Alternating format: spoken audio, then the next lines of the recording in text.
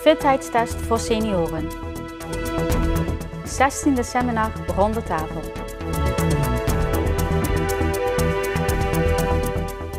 Het is vandaag 5 juni, dit is het PLM Maasjournaal. Het was zweten geblazen, donderdag in de tafeltennishal van Red Stars. De hele dag werden in de zaal fit- en gezondheidstesten voor 55-plussers gehouden. De buurtsportcoaches van de gemeente Venray tekenden voor de organisatie. Binnen de gemeente Venray zijn sinds 1 juni 2014 een aantal buurtsportcoaches actief die de Venrayse inwoners op diverse fronten en via verschillende acties in beweging proberen te krijgen. De senioren werkten donderdag een heel programma af.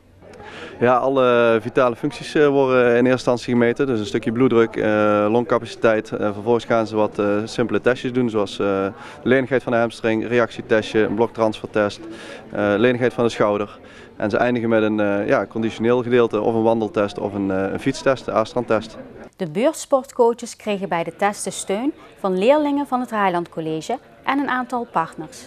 Nou, we hebben bewust voor gekozen om samenwerking te zoeken met Vicurie en met de medische centra. Omdat het toch een fitheidstest is voor een doelgroep die misschien soms wat minder sport. We vinden het belangrijk dat daar deskundige mensen aanwezig zijn en die de begeleiding daarvan goed kunnen verzorgen. Dus in die zin zijn we blij dat die partners ons ondersteunen vandaag. Binnen de gemeente Venlo worden de testen al zo'n 5 jaar gehouden, met succes. Nou, resultaten in Venlo zijn in die zin goed dat we vaak veel opkomst hebben. Dus we zitten altijd rond de 150 tot 200 mensen die komen. We kunnen ook maximaal 200 mensen per dag screenen. We hebben er in Venray dan ook bewust voor gekozen tijdens deze eerste editie om alleen de mensen uit Veltem en Brugsche aan te schrijven. Nou, mocht dat goed verlopen en dat ziet er wel naar uit, dan gaan we dat ook in andere wijken wegzetten. De ene senior is de andere niet. De een sport veel, de ander niet. Nou, er zijn altijd mensen bij die het gewoon leuk vinden om zo'n test mee te doen. Die een bevestiging willen van hun fitheid en hoe goed ze zijn. Maar we merken ook zeker dat zo'n 30–40% van de mensen die komen die nog geen lid is van een vereniging of die nog weinig tot niet sport. Nou, die mensen moeten we juist hebben om te zorgen dat we die kunnen verbinden met het Venrayse sportleven. Maar waarom doen de senioren mee aan de fit- en gezondheidstest? Het lijkt me altijd verstandig om een keer het advies te krijgen over hoe je gezondheid ervoor staat. En valt het tot nog toe mee? Ja, behalve de bloeddruk, die was te hoog. Om te kijken of mijn conditie nog op peil is. En valt het mee tot nog toe? Tot nu toe wel, maar het fietsen valt een beetje tegen. Nou, het lijkt me goed dat er altijd een keer per jaar gecontroleerd wordt hoe fit je nog bent eigenlijk. Ja, want doe je zelf veel aan sport? Ik zit 3 keer in de week in de fitnessschool, zeg maar. Ja, en dan doe ik groepslessen mee. Ja, hoe denkt u de gemiddelde oudere? Is die fit? De gemiddelde ouder, ik denk dat er grote variatie is tussen ouderen. Mensen die er aandacht voor hebben, ik denk dat die wel fit zijn. En er is een grote groep die er geen aandacht voor heeft en misschien wat minder fit is. Denk het niet, ik heb veel te weinig beweging. Het is een goed initiatief om dit een keer zo te testen. Ik denk het wel, ja, dat dat prima is. Ja. Dan moeten ze eigenlijk allemaal doen dat ze weten van hoe fit ben je. En je moet er zelf ook wat voor doen, want anders hou je het niet vol, denk ik. Dan word je een plumpudding. Ronde Tafel 160 Venray Horst hield woensdagavond weer een seminar in evenementenhal Venray. Het thema dat centraal stond was top inzicht.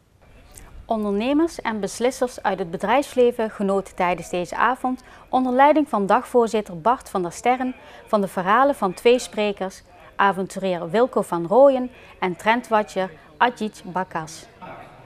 Zij probeerden het publiek vooral te inspireren vanuit een gezamenlijke filosofie. Dromen, durven, delen, doen. Het was de 16e editie van het seminar.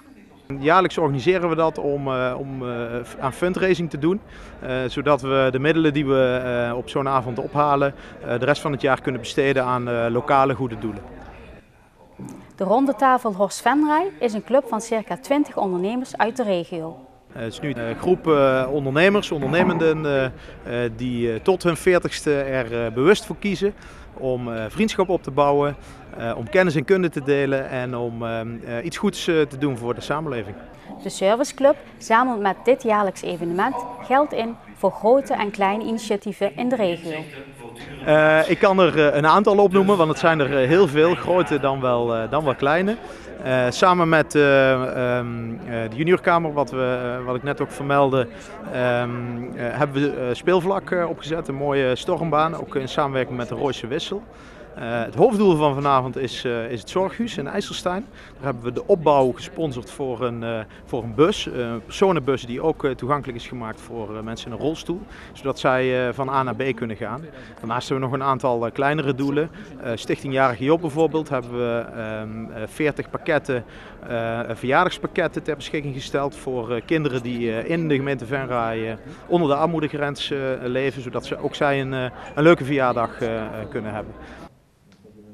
Ruim 500 mensen woonden het seminar bij. Ja, het zit zeker vol. We zitten qua kaartverkoop ongeveer een 10% boven die van vorig jaar.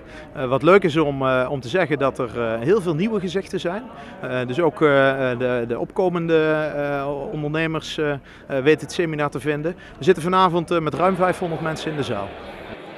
En uiteraard werd het seminar afgesloten met een hapje en een drankje. Want natuurlijk moet er ook aan het netwerk worden gewerkt.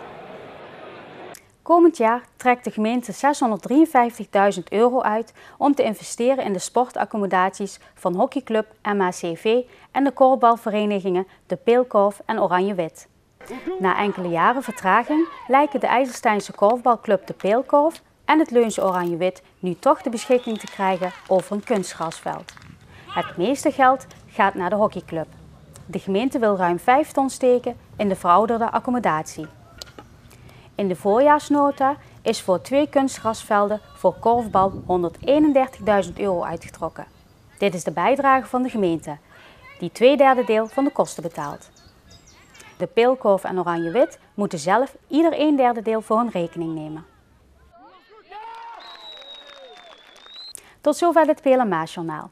Deze uitzending wordt herhaald tot en met zaterdag 6 uur 's avonds.